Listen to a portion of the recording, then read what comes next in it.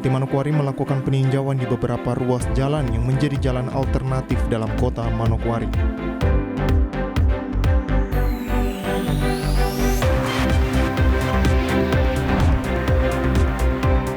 Pemuda adat Papua wilayah 3 Doberai menggelar konferensi yang berlangsung Sabtu 7 Agustus di Gedung Olahraga Sanggeng.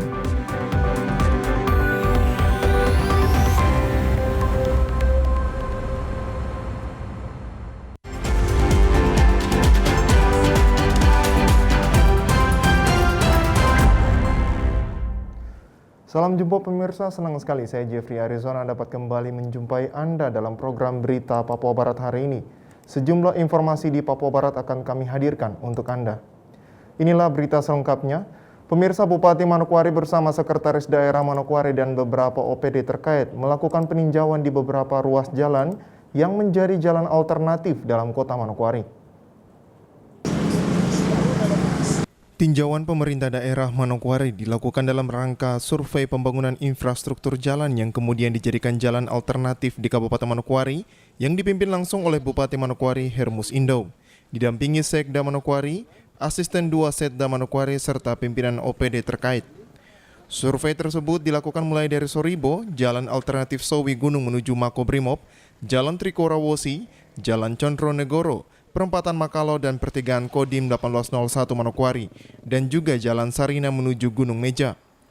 Bupati Manokwari kepada wartawan usai melakukan survei menyampaikan kunjungan tersebut dilakukan dalam rangka pengembangan infrastruktur di Kabupaten Manokwari. Survei lapangan yang dilakukan oleh pemerintah Kabupaten Manokwari yang bertujuan untuk menentukan titik-titik dalam rangka pengembangan infrastruktur Kabupaten Manokwari secara modern. Dokumen rencana pengembangan jalan sesuai hasil survei pengembangan infrastruktur juga disusun dalam dokumen rencana induk pengembangan infrastruktur perkotaan dan pedesaan bagi Kabupaten Manokwari, sehingga diharapkan implementasinya dapat berlaku pada perencanaan jangka pendek, menengah, dan juga jangka panjang. Lebih lanjut dijelaskan Bupati bahwa infrastruktur perkotaan harus dibangun karena kebutuhan infrastruktur untuk saat ini tidak memadai guna menjawab kebutuhan. Kenapa infrastruktur kota Kabupaten Manokwari itu perlu dikembangkan? Pertama, bahwa kapasitas infrastruktur kita termasuk kualitas infrastruktur kita saat ini sudah tidak memadai dan menjawab kebutuhan Manokwari sebagai pusat peradaban di tanah Papua dan juga ibu kota provinsi Papua Barat. Karena itu kita berharap pembangunan infrastruktur Kabupaten Manokwari akan kita lakukan secara modern. Jadi ada rekayasa-rekayasa infrastruktur yang juga kita berharap kita bangun, tetapi juga existing infrastruktur yang ada kita juga bisa tingkatkan kapasitas dan juga kualitasnya. Diharapkan ke depannya infrastruktur yang direncanakan mampu menjawab kebutuhan kota Manokwari yang memiliki 2 fungsi, yakni ibu kota provinsi dan juga kota peradaban. Arina Irianan, TVRI Papua Barat melaporkan. Pemirsa, Bupati Manokwari Hermus Indo memastikan akan melakukan pembangunan usai meninjau beberapa titik jalan alternatif di beberapa lokasi di dalam kota Manokwari. Hal ini dikatakan Bupati usai melakukan peninjauan di beberapa ruas jalan yang direncanakan menjadi jalan alternatif di dalam kota Manokwari oleh pemerintah daerah Manokwari. Bupati mengatakan ada beberapa titik jalan penghubung yang nantinya akan direalisasi pembangunan oleh pemerintah daerah Kabupaten Manokwari pada tahun 2022 mendatang. Sehingga seluruh perencanaan baik master plan hingga anggaran diselesaikan di tahun 2021. Hal ini dilakukan agar dapat meningkatkan fungsi Kabupaten Manokwari sebagai pusat peradaban dan ibu kota provinsi Papua Barat. Ruas jalan kantor Bupati, ya, untuk melewati kawasan kantor Bupati yang akan menghubungkan Sowi Gunung dengan Soribo. Nah, itu akan kita tingkatkan. Kemudian yang kedua adalah 2 jalur dari Makobrimob yang kemudian dia connect dengan existing jalan kantor Bupati yang terhubung dengan Jalan Bram Atururi. Kemudian yang ketiga adalah peningkatan jalan 2 jalur Sujarwo Condronegoro. Sujarwo Condronegoro yang nanti akan terhubung dengan jalan Trikora Wosi. Kemudian sampai dengan connect dengan jalan lingkar yang melewati Pantai Wosi ke arah bandara. Nah, kemudian yang ketiga tentu kita juga siapkan untuk peningkatan 2 jalur dari Makalo menuju kampung Insepuri. Kemudian yang keempat kita juga sudah melakukan kajian terkait dengan pengembangan jalan 2 jalur di jalan lingkar ya, kawasan Gunung Meja.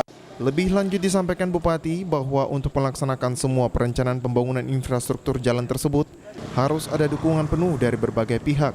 Membutuhkan komitmen dan juga kerjasama seluruh elemen masyarakat dan semua stakeholder terkait, termasuk Pemkab Manokwari, kemudian juga Pemprov Papua Barat, juga pemerintah pusat, untuk kita bersama-sama berjuang membangun peradaban infrastruktur dan juga peradaban dalam aspek-aspek pembangunan lainnya. Pembangunan infrastruktur yang direncanakan oleh pemerintah daerah secara sosial akan berdampak kepada kehidupan masyarakat. Untuk itu, pemerintah Kabupaten Manokwari berkomitmen akan melakukan ganti rugi kepada warga yang terkena dampak pembangunan. Bupati Hermus juga berharap masalah hak wilayah tidak menjadi hambatan dalam pembangunan infrastruktur di Kabupaten Manokwari. Arina Irianan, TVRI Papua Barat, melaporkan. Pemirsa, dari total 23 miliar anggaran penanganan COVID-19 di Kabupaten Manokwari, sampai dengan bulan Agustus telah terrealisasi sebesar 14 miliar rupiah. Hal tersebut disampaikan Kepala Badan Pengelolaan dan Aset Daerah Kabupaten Manokwari, Stevi Moso, kepada TVRI Papua Barat. Stevi menyebutkan terkait refocusing daya serap anggaran COVID-19 di Kabupaten Manokwari yang mencapai 23 miliar. Dan hingga bulan Agustus, anggaran yang sudah terrealisasi mencapai 14 miliar rupiah. Stevi menambahkan, terkait beberapa orang yang menanyakan tentang proses pencairan anggaran COVID-19 terlalu lama dan belum dilakukan.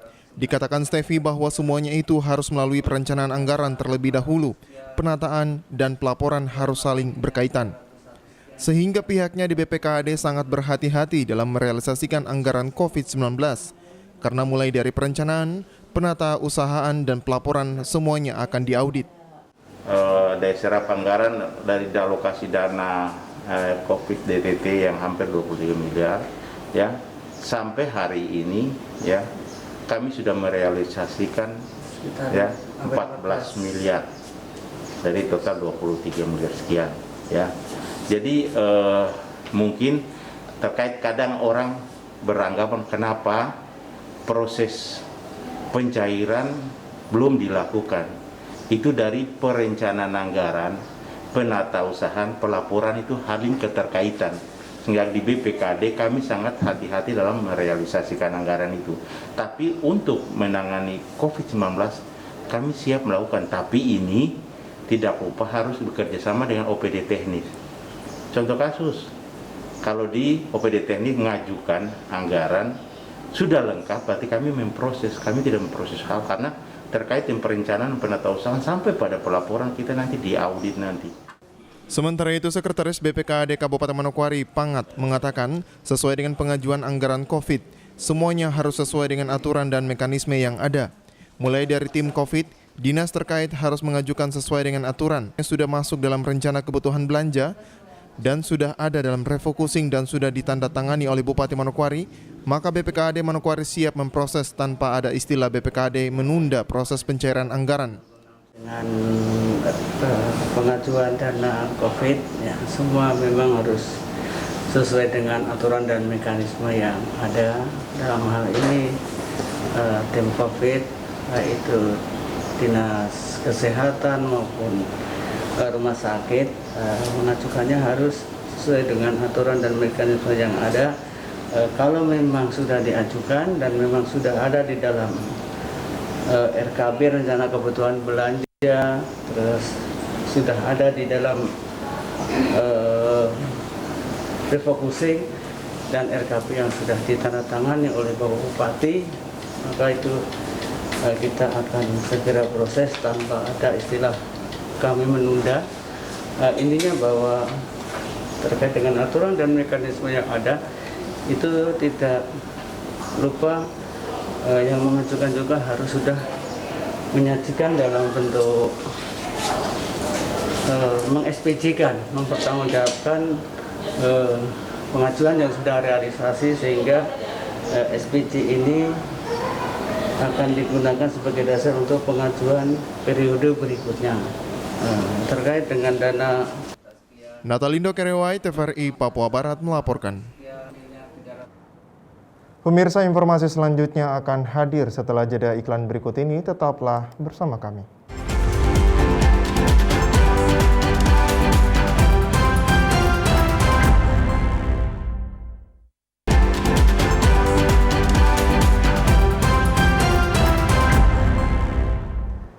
Terima kasih Anda masih bersama kami. Pemirsa, dengan mengusung tema transformasi pemuda adat Papua dalam menghadapi tantangan globalisasi, Pemuda Adat Papua Wilayah 3 Doberai menggelar konferensi yang berlangsung Sabtu 7 Agustus di Gedung Olahraga Sanggeng.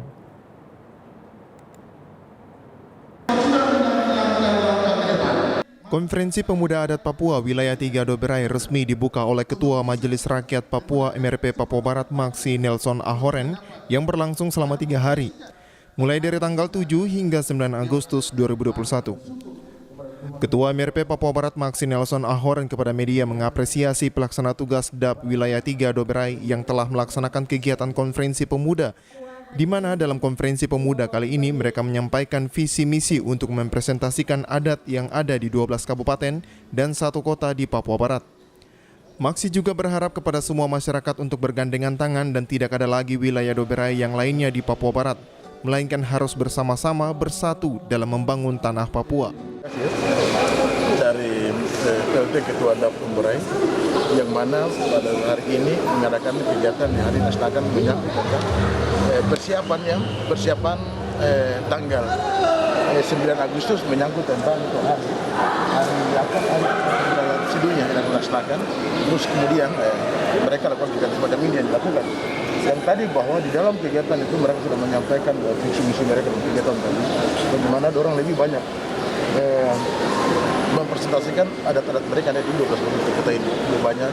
Terus kemudian juga di situ nantinya akan disampaikan pada kesimpulan pada saat nanti hari Senin.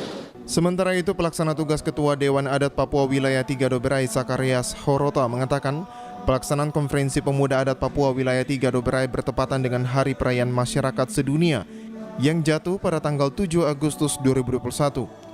Pada momen ini menjadi hari bagi masyarakat adat untuk memperjuangkan hak asasi mereka secara damai dan bermartabat sesuai dengan jaminan-jaminan yang ada.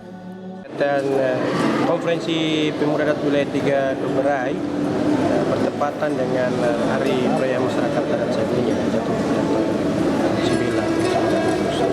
Di mana pada momen ini itu menjadi hari bagi seluruh masyarakat adat di hari ini, mana untuk memperjuangkan hak asasi mereka secara damai, secara bermartabat, sesuai dengan jaminan-jaminan hukum yang deklarasi Konferensi Adat Papua Wilayah 3 Doberai turut dihadiri Ketua DAP Wilayah 3 Doberai, Ketua KNPI Provinsi Papua Barat, perwakilan DPR Otsus, Kepala Suku Besar Keturunan Irogi, dan sejumlah tamu undangan lainnya. Natalindo Kerewai, TVRI Papua Barat melaporkan. Pemirsa, pembagian masker serta himbauan kepada masyarakat terus dilakukan oleh tim penegakan disiplin di Kabupaten Manokwari dengan harapan masyarakat dapat menerapkan protokol kesehatan saat melaksanakan aktivitas di luar rumah. Himbauan menerapkan protokol kesehatan di masa pandemi COVID-19 terus disampaikan oleh pemerintah Provinsi Papua Barat hingga ke kabupaten kota. Selain disampaikan melalui iklan di media massa ataupun media sosial, tim penegakan juga turun ke jalan untuk memberi himbauan tersebut. Salah satunya adalah melakukan sosialisasi kepada masyarakat Manokwari yang dilakukan oleh tim penegakan disiplin yang tergabung dari petugas Satpol PP Provinsi Papua Barat dan Kabupaten Manokwari, serta anggota TNI Polri dan Kejaksaan yang menghimbau kepada masyarakat khususnya pengendara roda 4 dan 2 agar selalu menerapkan protokol kesehatan. Yusuf Kayu Katui, Ketua Tim Penegakan Disiplin saat diwawancarai mengatakan, himbauan dan juga pembagian masker kepada pengendara motor dan mobil agar memutus mata rantai penyebaran COVID-19 sesuai dengan aturan pemerintah. Papua Barat ini Mereka hari ini kita punya kegiatan pembagian masker. Jadi pada prinsipnya pembagian masker gratis ini kita berikan kepada teman-teman yang lalu lalang ini yang tidak memakai masker, tapi kita ingatkan mereka. Karena perintah presiden itu jalan sampai ke daerah, sampai di kampung itu wajib. Lebih lanjut disampaikan kegiatan yang dilakukan selain sosialisasi dan juga pembagian masker pada pagi hari, dilanjutkan pada malam hari untuk menghimbau agar penjual dan pedagang dapat berjualan sesuai dengan waktu yang sudah ditentukan pemerintah. Pembagian masker sweeping. Jadi hari ini kami di Lampu Merah Makalo. Nanti malam kami ada lakukan sosialisasi juga di perum lokalisasi 55. Jadi jam 7 kami dari sana nanti ke kota untuk lihat toko-toko yang masih muka di atas jam 7. Nanti jam 11 malam kami jalan lagi, lanjut dengan jam 11 malam itu lapak-lapak yang masih muka. Dalam sehari, tim penegakan disiplin dalam melaksanakan sosialisasi dan juga pembagian masker sebanyak 400 buah bagi masyarakat yang tidak menggunakan masker, dan bagi masyarakat yang tidak menggunakan helm dan juga masker, maka akan diberikan sanksi sosial berupa push-up serta sanksi lainnya. Jimmy Tabisu, TVRI Papua Barat melaporkan. Pemirsa, kami minta maaf untuk kesalahan teknis yang terjadi karena berita sebelumnya merupakan berita pelaksanaan pertemuan orang tua murid dalam rangka persiapan SMA Negeri Taruna. Kita akan lanjut ke kabar berita selanjutnya. Angkatan pertama siswa SMA Negeri Taruna Kasuari Nusantara tahun 2021 siap menjalani proses belajar mengajar. Untuk mendukung semua kegiatan kelompok belajar, pihak sekolah melaksanakan pertemuan dengan orang tua murid untuk saling mengenal antara guru dan juga orang tua murid, serta memperkenalkan proses belajar mengajar. Kepala SMA Negeri Taruna Kasuari Nusantara Brigjen TNI Yusuf Rogainaga dalam arahannya mengatakan, sekolah yang baru dibuka adalah angkatan pertama di masa pandemi COVID-19 sehingga diharapkan dukungan orang tua murid. Lebih lanjut disampaikan, kehadiran SMA Negeri Taruna Kasuari Nusantara dapat menyiapkan sumber daya manusia yang unggul, berdaya saing dan berkarakter. Kita punya anak-anak juga sudah dites, guru juga diseleksi. Jadi sudah pilihan ini guru-guru ini yang depan tadi yang memperkenalkan diri itu, mereka diambil dari masing-masing kabupaten kota yang ada di Papua Barat ini untuk mengajar. Sehingga diharapkan nanti pendidikan kita ini baru pertama, angkatan pertama ini. Jadi saya harapkan Bapak Ibu yang ada depan saya, kita semua punya tanggung jawab untuk kawal. Nanti operasional pendidikan, memang ini situasi COVID. Saya harapkan kita mengerti, artinya akan kita pertimbangkan. Karena protokol harus kita juga jaga, tetapi karena ini kita baru ketemu, ya memang harus ada tatap muka dulu. Ini kan sekolah baru buka di situasi ini. Memang perkenalan tatap muka perlu supaya bisa saling mengenal. Menyiapkan sumber daya manusia Papua Barat yang unggul. Saya ulangi, menyiapkan sumber daya manusia Papua Barat yang unggul, berdaya saing, berkarakter. Saya ulangi, berkarakter. Karakter artinya di sini disiplin ada, ketepatan waktu ada, sikap mandirinya ada, sikap kerjasamanya ada, sikap menghargai juga ada di situ. Untuk pembelajaran, Wakil Kepala Sekolah Bidang Akademik, Kurikulum dan Peningkatan Mutu menyampaikan, SMA Negeri Taruna Kasuari Nusantara menerapkan 2 kurikulum pembelajaran, yaitu kurikulum umum atau kurikulum 2013 dengan mata pelajaran agama, PKN, Bahasa Indonesia, Bahasa Inggris, Sejarah, Matematika, PJOK, Seni Budaya, dan Wirausaha. Sedangkan kurikulum khusus, mata pelajarannya adalah Budaya Papua dan Nusantara, Keanekaragaman Sumber Daya Alam, Kepemimpinan, dan Wawasan Nusantara. Sedangkan untuk sarana dan prasarana SMA Negeri Taruna Kasuari Nusantara, saat ini bangunannya masih dalam proses rehab, sehingga proses belajar mengajar dan juga asrama semuanya menggunakan bangunan LPMP Papua Barat. Jimmy Tabisu, TVRI Papua Barat melaporkan. Pemirsa, informasi tadi sekaligus menutup jumpa kita dalam program Berita Papua Barat hari ini. Kami tetap mengajak Anda untuk mencegah penyebaran COVID-19 dengan cara memakai masker, mencuci tangan pakai sabun dengan air yang mengalir, serta menjaga jarak, menjauhi kerumunan, serta membatasi mobilitas dan bersedia untuk divaksin sesuai kebijakan pemerintah. Indonesia pulih karena aku, Indonesia pulih karena kamu, Indonesia pulih karena kita. Mewakili kerabat kerja yang bertugas, saya Jeffrey Arizona dapat mengucapkan terima kasih dan sampai jumpa.